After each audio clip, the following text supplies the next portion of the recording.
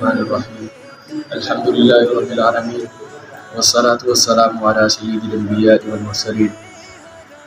آج ہم ایک مسئلہ کے بارے میں بات کریں گے کہ روزہ کا مقصد کیا ہے، ہم روزہ کیوں رکھتے ہیں۔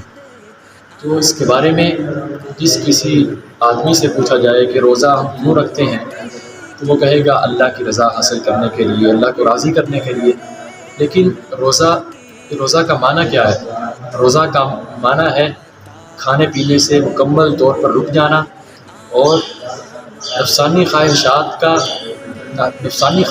کی تکمیل سے رک جانا۔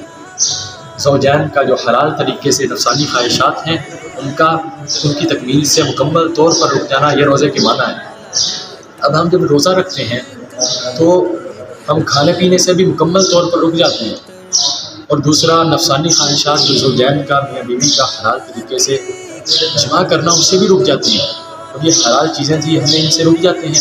لیکن جو حرام چیزیں ہیں، جھوٹ بولنا، غیبت کرنا، بد نگاہی کرنا، گناہ کرنا، یہ تمام چیزیں حرام ہیں۔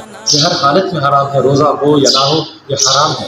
اور ہم جب روزہ رکھتے ہیں تو یہ حرام چیزیں کرتے ہیں۔ ہم نے حلال چیزیں تو چھوڑ دی، تو ویسے بھی چھوڑنی تھی، لیکن حرام چیزیں، یہ حرام، جھوٹ بولنا، غیبت کرنا، یہ سب حرام ہے، یہ ہم روزہ میں کر رہے ہیں۔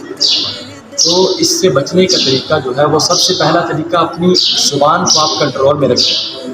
زبان کو کیسے کنٹرول میں رکھنا ہے؟ دیکھیں، حضور علیہ السلام نے فرمایا کہ مجھے جو شخص بھی دو چیزوں کی ضمانت دیتا ہے میں اس کو جنت کی ضمانت دیتا ہوں۔ دیکھیے کتنی بڑی بات ہے، دو چیزوں کی ضمانت۔ حضور صلی اللہ علیہ وسلم نے فرمایا کہ جو شخص مجھے دو چیزوں کی ضمانت دیتا ہے میں اس کو جنت کی ضمانت دیتا ہوں۔ اب دیکھیں، صحابہ نے کہا یا رسول اللہ وہ کیا چیز ہے، وہ دو چیزیں وہ کیا ہے؟